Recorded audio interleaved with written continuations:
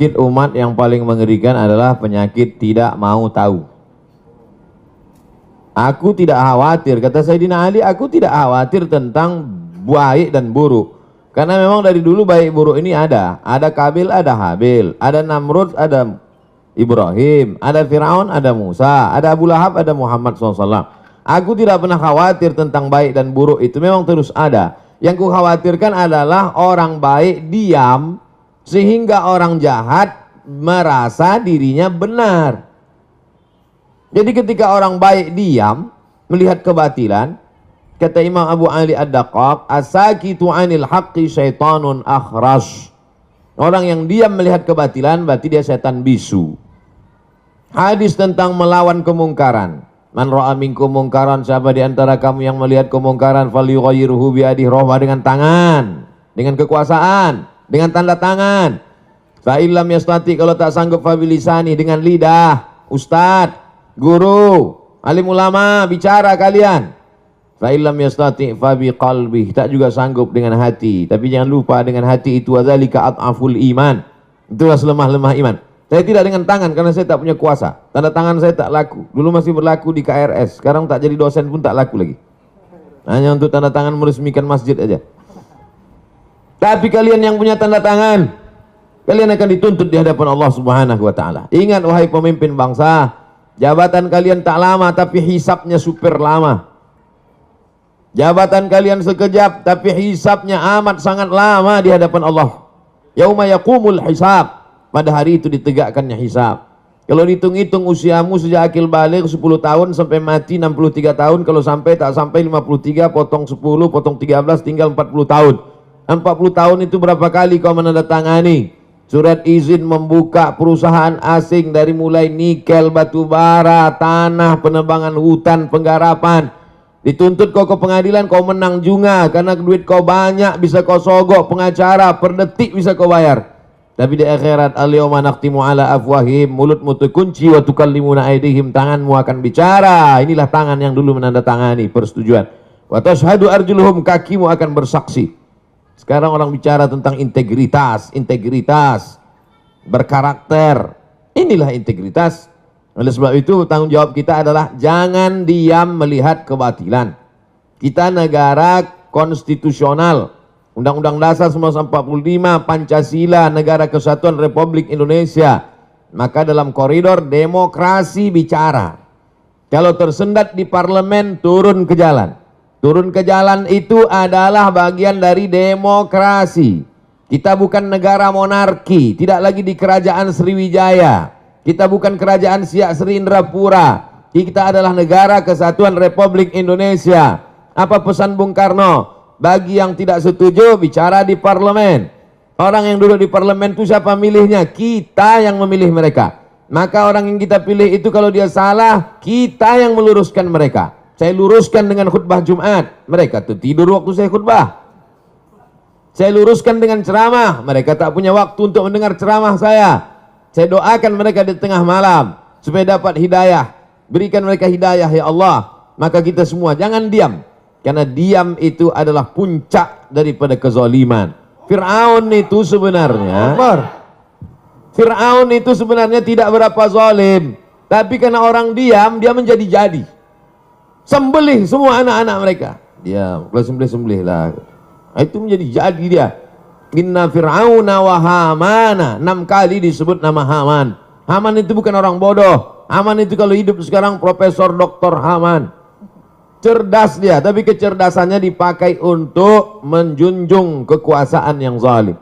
Umat ini dipuji Allah karena amar ma'ruf nahi mungkar. Kuntum khaira ummah. Kalian umat yang terbaik. Syaratnya apa? Ta'muruna bil ma'ruf wa tanhauna 'anil munkar. Oleh sebab itu dalam bahasa Islam, agama Islamnya amar ma'ruf nahi mungkar. Dalam bahasa konstitusinya adalah kritik membangun, berdebat di parlemen. Parle itu bahasa Perancis, artinya ngomong. Parlemen, tempat ngomong. Kau didudukkan di situ untuk ngomong, bukan untuk tidur. Oleh sebab itu maka habis sudah saya sampaikan. Mudah-mudahan sampai ke telinga mereka. Mereka tonton. Jangan lupa kalau kau tonton, subscribe, like, and share. Wallahu a'lam. Subhanallah, terima kasih Ustadz. profesor, beliau ini profesor juga. Ya, jadi alhamdulillah, insya Allah apa yang disampaikan beliau ini menjadi penyemangat ya, penggetuk hati-hati kita. Ustadz, ada pertanyaan yang kedua ini dari M. Alvinus AR. Assalamualaikum Pak Ustadz Abdul Somad. Menurut Ustadz, langkah-langkah memperjuangkan kedaulatan energi yang sudah diambil oleh Serikat Pekerja Pertamina, apakah sudah tepat? Lalu yang kedua, kiat-kiat apa yang harus diambil pekerja Pertamina untuk mempertahankan Pertamina ini tetap 100% milik rakyat Indonesia? Silakan Ustadz. Kita punya pakar-pakar, pakar undang-undang tata negara, pakar undang-undang hukum segala hukum dengan berbagai macam cabang-cabangnya. Soan ke mereka, silaturahim ke mereka, presentasi ke mereka, datangi itu anggota-anggota dewan.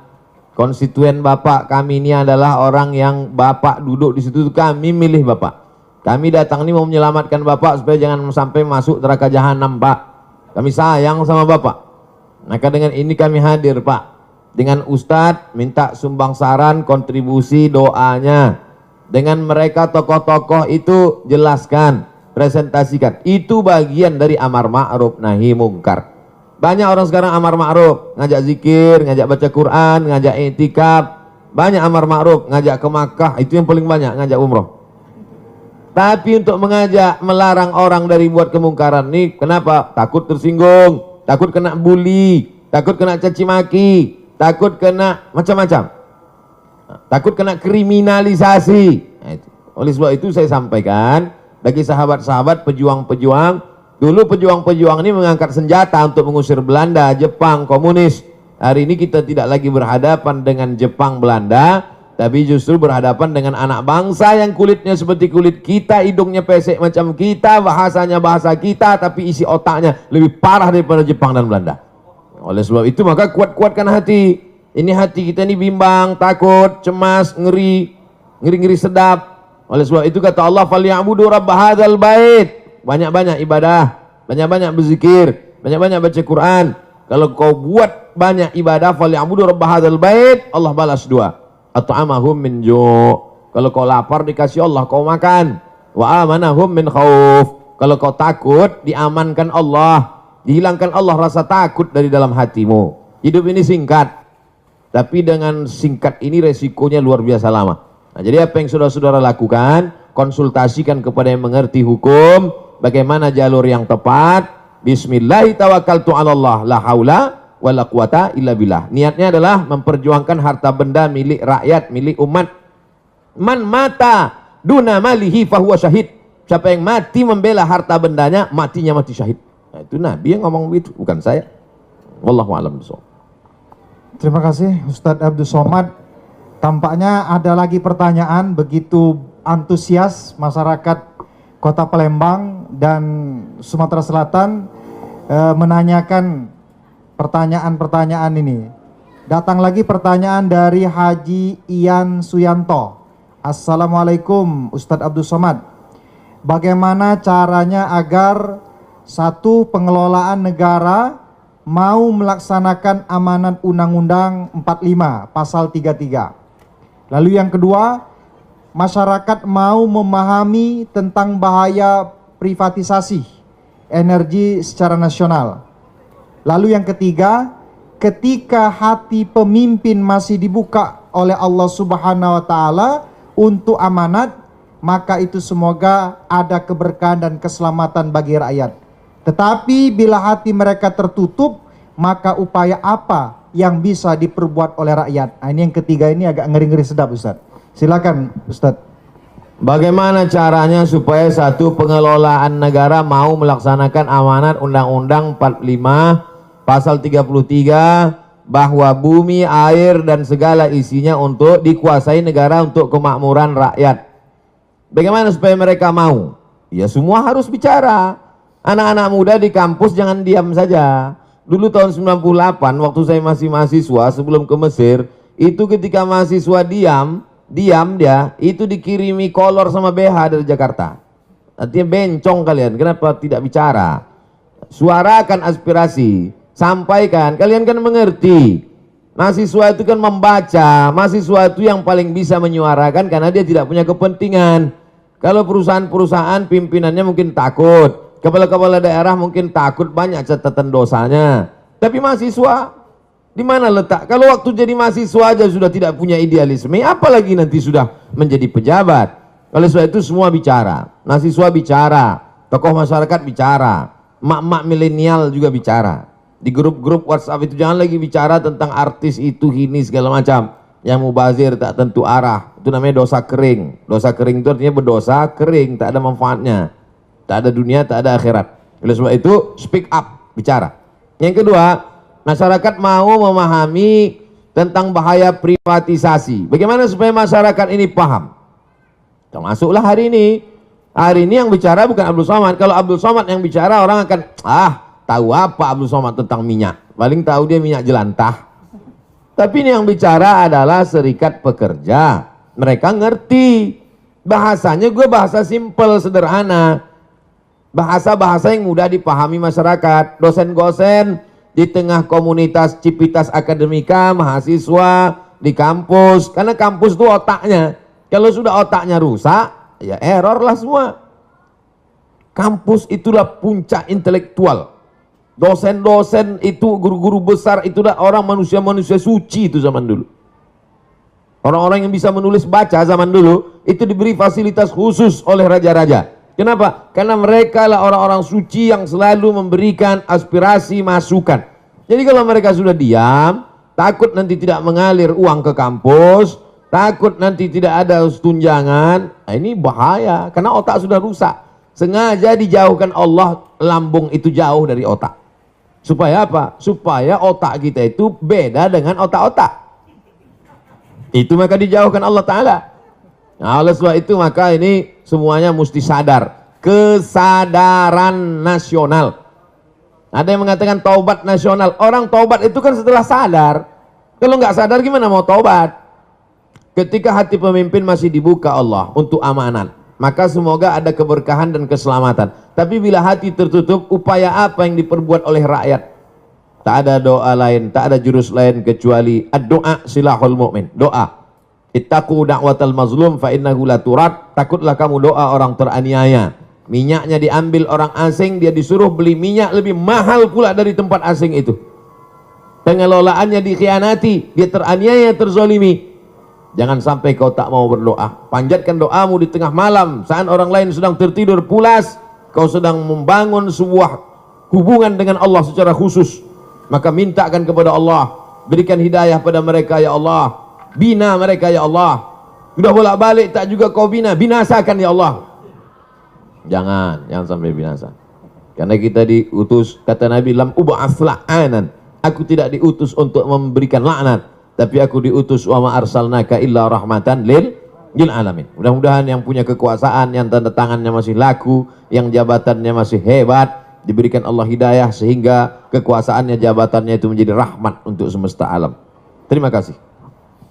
Terima kasih Ustadz Abdul Somad. Ada lagi pertanyaan keempat. Jadi silakan pemirsa, saudara-saudara sekalian bisa diikuti di YouTube beliau, di DL Media, di Zoom yang sudah kita kasih, bisa berpartisipasi sore hari ini. Selanjutnya ada pertanyaan dari Imam Ahmad Zunaidi. Assalamualaikum Ustadz Abdul Somad.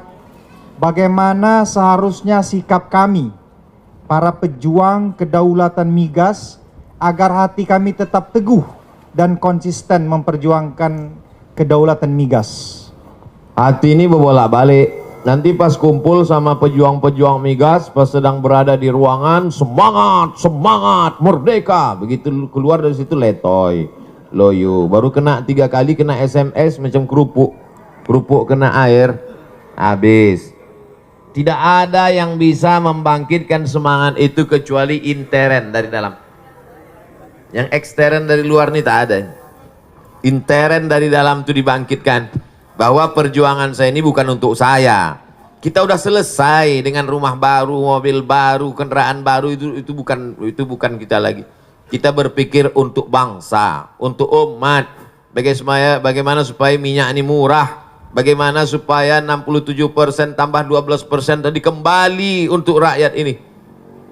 Bagaimana supaya kita bisa menikmati biaya sekolah murah?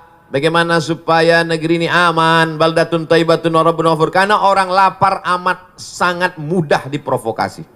Jadi siapa yang memperjuangkan kedaulatan migas ini, sesungguhnya dia bukan memprovokasi masyarakat, dia sedang menjaga keutuhan anak bangsa. Karena orang kalau sudah lapar, orang lapar mudah dipicu lalang kering di panas terik.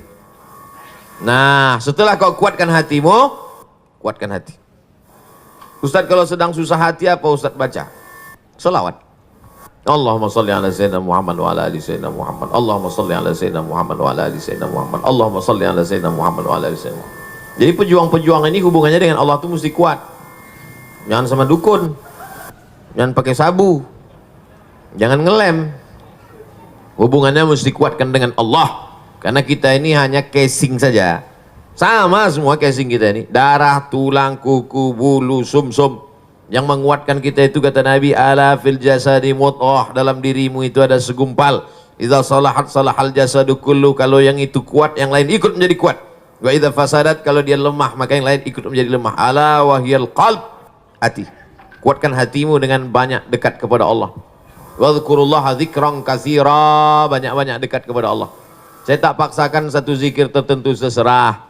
Mungkin kata mursyid tarekat dia zikirnya Allah Allah, bagus, lanjutkan. Zikir asma zat tunggal, Allah Allah Allah Allah Allah Allah Allah. Ada pula yang dikasih gurunya afdhalul zikri fa'lam annahu la ilaha illallah, bagus.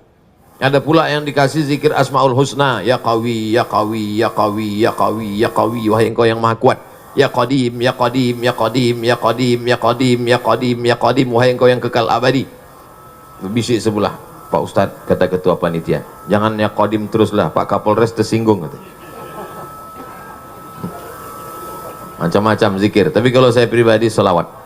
Allahumma salli ala sayyidina Muhammad wa ala ali sayyidina Muhammad. Berapa kali Pak Ustadz? Sebanyak-banyaknya. Siapa yang mengamalkan 100 kali, 500 kali, 1000 kali, bagus, itu untuk latihan. Tapi puncaknya unlimited, tak lagi dihitung. Jadi kalau gua kuat di dalam, hilang rasa takut kita. Besarkan Allah Ta'ala dalam dirimu, dalam hatimu, dalam jiwamu, maka kecil semua manusia yang kau pandang. Saya sekarang ini melihat semua ini kecil. Kenapa? Karena sedang di atas. Kecil semua, gedung-gedung, mobil-mobil kecil. Kalau kita berada di atas, maka kecil kita melihat sesuatu. Oleh sebab itu, dekatkan dirimu dengan Allah, sehingga kecil, remeh-temeh kau lihat masalah-masalah dunia. Kau angkatkan tanganmu kepada Allah. Allahu Akbar. Perjuanganmu, jihadmu adalah memperjuangkan migas supaya balik kepada umat, balik kepada anak bangsa. Demikian. Subhanallah. Beliau tadi menjelaskan begitu komprehensif. Kalau tadi legislatif kena nasihat, yudikatif kena juga mahasiswa. Jadi bergerak bersama serikat pekerja ini bukan memprovokasi, kata beliau, tetapi menjaga. Bentuk menjaga inilah sesungguhnya yang harus kita berikan jempol. Artinya masih ada anak-anak bangsa ini yang peduli. Maka puncak intelektual adalah di kampus. Maka mahasiswa sebagai agen perubahan, ya juga harus ikut menyikapi. Tidak bisa hanya serikat pekerja atau hanya kelompok-kelompok kecil, tapi juga mahasiswa sebagai agen perubahan atau pusatnya intelektual harus ikut berpartisipasi. Karena apa? Ini menjaga kedaulatan, bukan hanya kepentingan Pertamina, tapi kepentingan bersama untuk anak cucu kita yang akan datang. Ustaz Abdul Somad, nampaknya masih ada pertanyaan Ustaz, karena masyarakat Palembang dan Sumsel ini tampaknya tidak mau menyia-nyiakan waktu, karena mereka tahu untuk nanya langsung ini susah. maka kesempatan ini dipakai dengan sebaik-baiknya. Dari Basuki apa ini? Oh, Santoso ya. Saya kira Basuki yang situ nanti. Kepada Ustaz Abdul Somad, Assalamualaikum. Ustaz Abdul Somad, jika direksi, ini bicara direksi nih. Jika direksi atau pemerintah masih tetap memaksa keputusan IPO atau go publik gitu kan, atau menjualkan saham kepada pihak swasta, ya subholding tadi, salahkah kami jika mengambil sikap demo, mogok kerja untuk memperjuangkan sikap perjuangan kami ini? Apalagi Ustaz Abdul Somad, kasih informasi komisarisnya ini Pak Basuki. Ya betul Pak. Ya, jadi apakah kami ini tidak salah langkah kalau demo mogok kerja untuk memperjuangkan amanat negara ini? Kami persilakan Ustaz. Sebetulnya pertanyaan ini mau minta label halal saja. Yang perlu dimintakan label halalnya itu kalau benda itu haram, baru dimintakan label halal. Kalau bidang ekonomi namanya fatwa dari DSN, Dewan Syariah Nasional. Ini tidak terkait tentang masalah halal, haram, makruh, mubah. Tak kenapa lah saya lihat masyarakat ini sikit-sikit dibawanya ke halal haram, sikit-sikit ke halal haram, sikit-sikit ke halal haram. Ini kan tentang masalah konstitusi, demokrasi. Kita tinggal di negara demokrasi. Cara menyalurkan aspirasi dalam dunia demokrasi itu bagaimana? Datang ke anggota dewan, salurkan. Ketika mentok, maka ketika mentok dilanjutkan dengan, nah itu. Jadi kita ini bukan monarki, kita bukan kerajaan. Dalam negara kerajaan, kalau orang melawan itu ditangkap. Tapi dalam negara konstitusi, Pancasila, demokrasi, maka kita dibenarkan itu. Tapi bukan dengan cara anarkis, bukan dengan menghancurkan, tapi untuk menunjukkan. Di Malaysia namanya unjuk perasaan. Karena perasaan kita itu di dalam, mau kita tunjukkan. Udah kita tunjukkan bolak-balik ke pakar-pakar, mereka pun sebetulnya dalam hati mereka, aku takut, turun aja lah kalian, katanya. Sebetulnya gitu mereka. Nah itu, jadi dapatlah dipahami dari yang saya sampaikan tadi. Saya tidak bawa-bawa hukum halal, haram, makruh, mubah menurut hadis Rasulullah, menurut ayat Al-Quran. Nanti begitu kata saya, kata yang tak setuju, dia pakai ayat, akhirnya perang ayat. Jamaah ini bingung, nggak jadilah Pak Ustadz. Kita pakai saluran demokrasi. Cara menyalurkan aspirasi dalam negara demokrasi, dua jalur. Satu jalur melalui legislatif, parlemen, bicara mereka di sana. Mentok di parlemen, pakai jalur satu lagi. Dua jalur. Kenapa tak dipakai dua-dua? Mubazir. Jelas. Bagi yang cerdas bisa jelas. Kurang cerdas, makan otak-otak. Wallahu a'lam. Jadi dua jalur itu yang harus kita tempuh. Melalui parlemen, ada juga demo atau bahasa aktivisnya parlemen jalanan. Dua-duanya dijamin oleh negara karena itu adalah hak demokrasi, berbicara di muka, menyampaikan pendapat di muka umum. Jadi saya kira apa yang disampaikan beliau tadi clear dan jelas.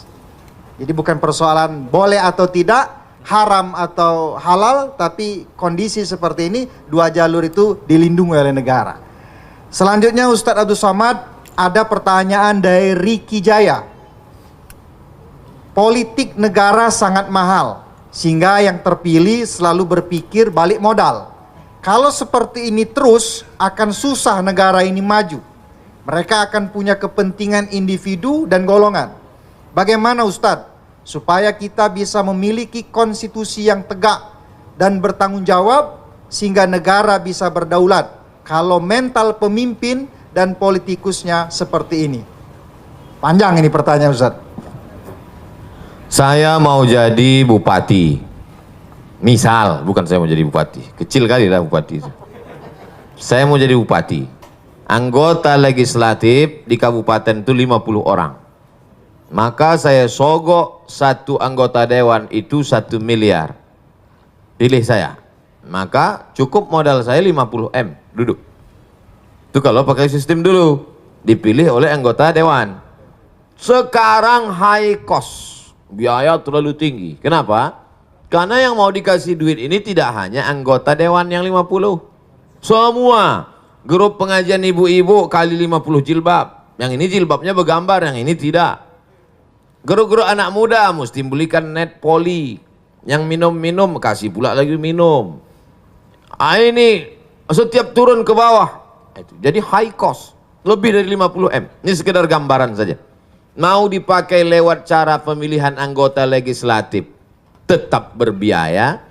Mau dipilih masyarakat langsung seperti sekarang, lebih tinggi high cost dan gesekannya juga. Antar kepala sekolah dengan guru beda pilihan. Antar imam sama makmum salah ayat. Itu jadi memang cost gesekannya kemana-mana. Jadi solusinya gimana Pak Ustadz? Solusinya tidak lain tidak bukan adalah perbaikan ekonomi. Kalau ekonomi masyarakatnya mapan, itu duit-duit sawer itu nggak mempan. Pertama perbaikan ekonomi, yang kedua kesehatan mental masyarakat. Jadi masyarakatnya itu sehat ya secara mental. Otaknya itu sehat, badannya itu sehat, sehingga ketika dia dikasih dia berpikir panjang. Saya terima sekarang 100.000, saya pilih orang begini untuk apa? Itu. Sekarang karena dia lapar, dia tak sempat mikir. Orang lapar tuh nggak bisa berpikir. Diajak berpikir error duluan dia. Nah, oleh sebab itu maka lagi-lagi dua ini. Kalau masyarakat itu mapan secara ekonomi, otaknya disehatkan oleh Ustadz. Ustadz dari mimbar menyampaikan, iqna' bima qasamallahu laka takun aghnan nas. Merasa cukuplah engkau dengan pemberian Allah, maka kau menjadi orang yang berkecukupan. Jadi dia tidak lagi menjadi masyarakat yang konsumtif. Mazhabnya konsumerisme. Maka insya Allah selamat. Itulah yang tujuan saya ceramah selama ini. Mari belanja ke warung tetangga. Mari memproduksi air minum kita. Mari kita produksi pangan. Tujuannya apa? Ketahanan ekonomi, kemapanan finansial, sehingga masyarakat tidak mudah dibeli suaranya oleh penjahat-penjahat intelektual, penjahat-penjahat politik yang memang high cost tadi. Saya tidak akan pernah lelah menyampaikan itu. Karena setan sampai sekarang belum pensiun. Nanti kalau sudah setan pensiun dini baru kita sama-sama lelah. Dua saja kuncinya. Capek kita, menang setan. Capek setan, menang kita. Oleh sebab itu, inna syaitana lakum aduun. Setan itu musuh kamu, fattakhizuhu adua. Jadikan dia sebagai musuh. Karena banyak orang berkawan dengan setan. Saya kira demikian. Terima kasih Ustadz Abdul Somad. Alhamdulillah, pertanyaan demi pertanyaan sudah dijawab dengan tegas, tuntas, dan tentunya saya yakin memuaskan. Oleh karena itu, di sore hari ini kita minta closing statement dari Ketum. Kami persilakan untuk closing.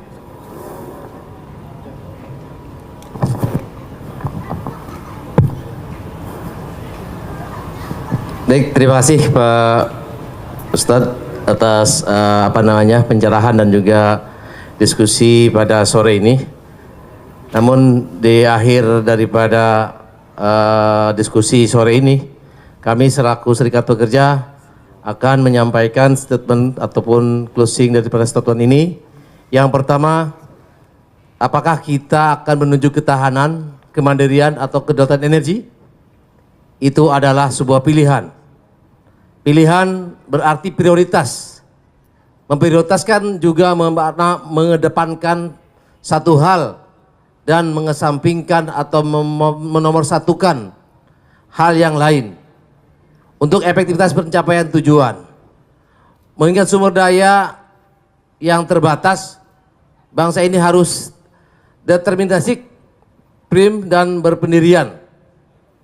Sumber daya alam yang dikelola menjadi energi ialah kekayaan kolektif bangsa. Sebagai kekayaan kolektif, pemanfaatannya juga tidak boleh bersifat sektoral, regional ataupun tersegmentasi. Masalah energi ialah masalah kedaulatan bangsa. Kedaulatan yang memiliki rentang horizon luas dan panjang, bahkan abadi, melebihi siklus dan periodisasi politik. Selain itu, kebijakan pengelolaan energi harus memiliki dimensi yang terintegrasi dengan tujuan bernegara, yaitu terciptanya masyarakat yang adil dan makmur. Itu tidak instan, tetapi memerlukan konsistensi, ketangguhan, sekaligus keluasan untuk Indonesia yang lebih baik. Dan juga Pak Ustadz, pada saat ini juga Serikat Pertamina Bersatu tengah bertujuan dengan mengajukan judicial review ke MK, ke Mahkamah Konstitusi terkait pasal 33 ayat 3 dan 2 dan 3 Undang-Undang 45, dan juga berjuang di Pengadilan Negeri Jakarta Pusat dalam upaya penyelamatan aset terbaik bangsa ini. Kami dari SPP RU 3 FSPB memohon doa Pak Ustadz dan juga para alim ulama yang ada di Kota Palembang dan sekitarnya, mungkin hadirin yang hadir sempat join di MTIM ini, dan dukungan dari seluruh elemen bangsa agar BUMN yang merupakan warisan perjuangan bangsa ini dapat terus eksis dan terhindar dari pecah belah oleh kepemimpinan segelintir oknum yang mencari keuntungan dan dari rusaknya sistem negeri ini. Apa yang kita perjuangkan hari ini akan menjadi legasi yang kita wariskan untuk anak cucu kita kelak. Peran serta seluruh elemen bangsa sangat dibutuhkan untuk menyelamatkan bangsa ini dari keterpurukan yang sudah di depan mata. Bersama-sama merapatkan barisan, menentang kebijakan penguasa terkait holding, subholding Pertamina dan IPO, anak usaha Pertamina. Kita tidak akan biarkan begitu saja kekayaan alam bangsa ini dilepas dari Ibu Pertiwi, karena ini adalah amanat Undang-Undang Dasar 1945 pasal 33. Takbir, Allahu Akbar. Mungkin itu statement dari sikap SPP RU 3 Pertamina Refinery 3 Pelaju untuk berharap kepada alim ulama memberikan doa dan supportnya. Terima kasih kepada Saudara Ketum yang telah menjelaskan maksud dan closing statement pada sore hari ini. Selanjutnya kita minta closing statement dari Ustadz Profesor Haji Abdul Somad LCMA PhD. Kami persilakan. Dari Pancasila, pesan dari founding father pendiri bangsa. Apa mereka pesankan melalui Pancasila? Keadilan sosial bagi seluruh rakyat Indonesia. Itu yang pertama. Dari Undang-Undang Dasar 1945, apa pesan mereka dulu? Mereka sudah mati, meninggal dunia. Tapi ini legasi, warisan yang mereka tinggalkan sampai hari ini. Undang-Undang Dasar 1945, pasal 33 ayat 3. Bumi, air, segala yang ada di dalamnya dikuasai oleh negara dan dipakai untuk kemakmuran bangsa Indonesia. Itu dari Undang-Undang Dasar 1945. Dan sebagai seorang muslim, ini yang ketiga. Pancasila, Undang-Undang Dasar, sekarang sebagai seorang muslim, saya sudah lepas. Kalau saya nanti ditanya di akhirat, hai Abdul Somad, sudah bicara engkau tentang sholat? Sudah. Sudah bicara engkau tentang puasa? Sudah, ada bukunya. Tanya jawab puasa Ramadan. Sudah bicara kau tentang haji dan umrah? Sudah kutulis buku 66 tanya jawab. Sudah bicara kau tentang minyak, batu bara, sumber daya alam Indonesia, kedaulatan migas? Sudah bicara tepat pada tanggal 17 Agustus 1945 di atas langit Sriwijaya, Sumatera Selatan. Saya sudah bicara, ya Allah, sudah kusampaikan. Sampaikah itu ke hakim Mahkamah Konstitusi? Aku tak tahu. Entah mereka ketakutan tak jadi. Dan hakim Mahkamah Konstitusi Judicial Review akan ditanya oleh ahkamul hakimin, hakim yang maha bijaksana. Hai hakim, kata Allah, mobilmu plat merah, hidupmu, anakmu, binimu digaji oleh negara. Sudahkah kau sokong Pancasila, Undang-Undang 45? Kata hakim, aku tak bisa karena barang itu belum masuk. Oleh sebab itu, semua mesti bekerja sama untuk menggolkan ini, dan semuanya tak ada membawa nama-nama pribadi, tapi ini akan menjadi warisan untuk terselenggaranya keadilan sosial bagi seluruh rakyat Indonesia. Itulah 3 poin statement closing yang dapat saya sampaikan. Terima kasih Ustadz Abdul Somad dan Ketum yang sudah menyelenggarakan acara talkshow pada sore hari ini. Untuk mengambil keberkahan dari pihak panitia, langsung meminta Ustadz Abdul Somad memimpin doa kebangsaan. Dari Palembang, kita gemakan untuk Indonesia Raya. Ala hazihi niyah al-Fatihah. A'udzubillahi minasyaitonirrajim. Bismillahirrahmanirrahim. Alhamdulillahirabbil alamin arrahmanir rahim maliki yaumiddin. Iyyaka na'budu wa iyyaka nasta'in. Shiratal mustaqim. Shiratal ladzina an'amta 'alaihim ghairil maghdubi 'alaihim waladdallin. Amin. Allahumma shalli ala sayidina Muhammad wa ala ali sayidina Muhammad. Allahumma inna natawassalu ilaika bihaqqi nabiyyika Muhammad sallallahu alaihi wasallam wa alihi at-thayyibin at-tahirin wan nabiyyin was-siddiqin wasyuhada was-shalihin.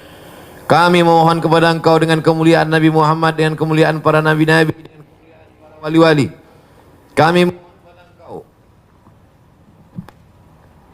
Kami mohon kepada Engkau dengan kemuliaan surat Al-Fatihah, antuballigh maqasidana, sampaikan segala niat baik kami ya Allah, supaya hasil alam bangsa Indonesia ini kembali kepada bangsa Indonesia, tidak dikuasai lagi oleh pihak asing ya Allah. Ya Qawiyyu ya Matin, Engkau yang maha kuat, qawi imanana, kuatkan iman kami. Sahih ajsadana, sehatkan badan kami. Saudara-saudara kami yang memperjuangkan ini, ya muqallibal qulub, Engkau yang membolak-balikkan hati, sabbit qulubahum, kokohkan hati mereka, ala dinik, dalam agamamu, wa ala ta'atik, dalam ketaatan kepadamu. Allahumma a'inna, kami lemah, tolong kami. Ala zikrika, supaya hati kami senantiasa dekat berzikir, mengingatmu, menyebutmu, mengagungkanmu, memuliakanmu. Wa syukrika, selalu bersyukur kepadamu.